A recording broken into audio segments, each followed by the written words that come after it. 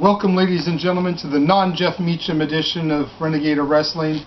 I am the Renegade of Wrestling, J.J. Williams, here to talk to you a little bit about Battleground Pro Wrestling's Burning Bridges show that we had this past weekend in Los Alamitos, California. American Legion Post 716, 32524 Florista Street. You know all the drill because we give it to you every time we see you and talk about it.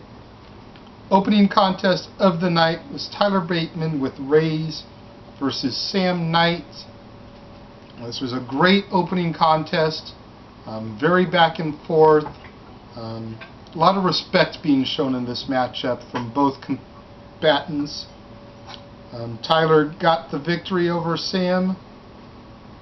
Nice embrace of sportsmanship post-match. Kind of teasing a Tyler face turn here. It was kind of interesting to see that side of him. Second match was Robbie Phoenix and Brandon P.Net versus The Revolution. Again, I've said it before about these guys. The Revolution is quite possibly one of the best tag teams on the indie scene as we speak, or at least in the SoCal indie scene.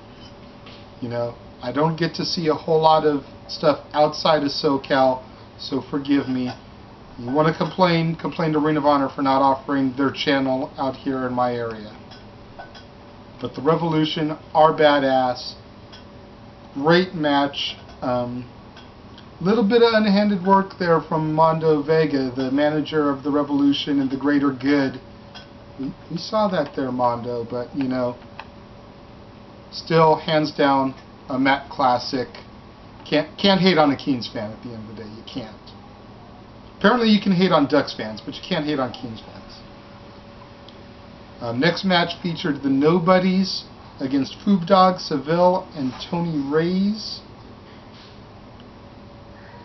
Decent little back and forth matchup where the Nobodies got the victory, but then they proceeded to beat down on, I believe it was Foob in the ring, and the decision got reversed. So Foob, Seville, and Tony Reyes were able to get the reverse decision victory. Then we had a match featuring the leader of the James Gang. He is the Golden Gig winner from NorCal. Apparently he beat Sheik Kanabati, or no, it wasn't Sheik, it was Johnny Plinko in the finals of a tournament for the Golden Gig up in NorCal. And he fought SoCal favorite Ray Rosas. I don't know what to think about this dude. This guy was annoying as fuck to me. I'm not trying to disrespect, but I didn't get him. His promo irked me. He's supposedly coming back next month with some more of his Hood Slam cohorts. I'm curious to see where this goes, but at the same time, I hope it doesn't last too long. Then we had a triple threat match for the Ring Warrior Championship. Lucha Machine versus champion Jeremy Yeager versus a mystery opponent who was revealed to be Extreme Loco, who is now your current and new Ring Warrior champion. Big shout out to Extreme Loco for winning that. Extreme Loco making big moves right now in SoCal. He is also the AWS Heavyweight Champion. He is the Battleground Ring Warrior Champion, and I believe he holds a belt one other location. I'm not positive on that, but Extreme Loco making some very, very big moves in SoCal. Look him up on YouTube. Then we went to the final installment, thank God, love you Sean, of Wrestlers Say the Darndest Things. It has run its course. The special guests were the Working Dead, B-Boy and Chris Cadillac, but that did not last long as the Derevko brothers came out and interrupted, as they usually do when they have something to say.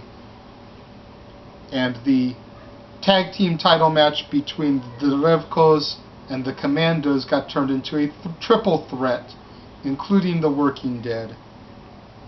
Non-stop action throughout the entire match. The Cuzzies, the Suburban Commandos, were able to retain their titles and walk out yet again, still the champions of Battleground Pro Wrestling. Then we had the semi-main event of Mikey O'Shea, Tito Escondido, and Nick Madrid versus the main event, James Morgan, Pinky, and the Battleground Heavyweight Champion, Rico Dynamite. And this was an interesting match to watch because whoever scored the pinfall in the match was going to get the shot at Rico next month. So if James Morgan had pinned Tito Escondido, a member of Rico's own team was going to go after him. If Rico got the pinfall, he got to choose his opposition. But alas, none of that mattered, as the Irish juggernaut Mikey O'Shea was able to get the pinfall victory and become #1 contender to the title next month, where it was a year ago, next month's show, that Rico defeated Mikey to become the champion in the first place. Main event featured a match for the West Coast Wrestling Company Heavyweight Championship. It was billed to be Famous B versus Rick Ellis. However, for reasons unknown, Rick Ellis was unable to make it. Ray Rosas stepped up to the challenge, though, took on his Santino Brothers Wrestling Academy cohort, put on a stellar match. The crowd seemed a little dead, but I think they were just exhausted by everything else that they had thrown at them over the course of the night. It is to be expected when you have a night of action after action after action. Eventually the crowd is going to burn out. I'm afraid that's what happened. These guys didn't get the pop and reaction that they deserved, but that does not mean that the match sucked by any stretch of the imagination. That match was on fire. Jeff, you look like you had something you wanted to chime in there. Oh, it was just a couple of things with the tag team championship match. Yes. After the Working Dead were, at the end of the day, taken out by the Revolution, and that's why the Revcos lost to the Commandos, because the Working Dead was distracted. As the greater good beat down the Working Dead, out came Tyler and Reyes to save the day, which completed the face turn that you mentioned earlier. Yes, thank you. I did forget that. I was freaking exhausted that day. Yes, we all were. That weekend, was insane for me, between Dodger game on Friday night, the 24th, up at 5 a.m. for a yard sale Saturday, at Battleground by 1:30 like our normal call time, Battleground till 11-ish, not get home until 12:30 or so Sunday morning, at Disneyland by 9:30 a.m. come Sunday, there until closing at 11, not in my own bed again until about 12:30 the next day, and then I slept until noon Monday. The cripple slept until 3:30 in the afternoon. She was so goddamn tired. She got up once at like 9 o'clock, took a piss, and went back to bed. Yeah. Seriously, we were fucking beat. Yeah, I was only up because I was at my parents' house and Dylan was relying on me at the end of the day. Yeah. So I gotta say, I know a lot of y'all have seen the picture on my Facebook page.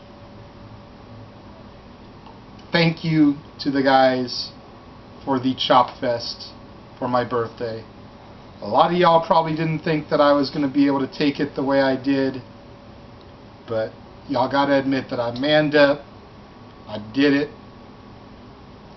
Thank you for that. I'm not bitter. I'm not upset. I expected it. And hopefully I earned y'all's respect by taking it. For this edition of Renegade of Wrestling, I am JJ Williams, and I will see you next time.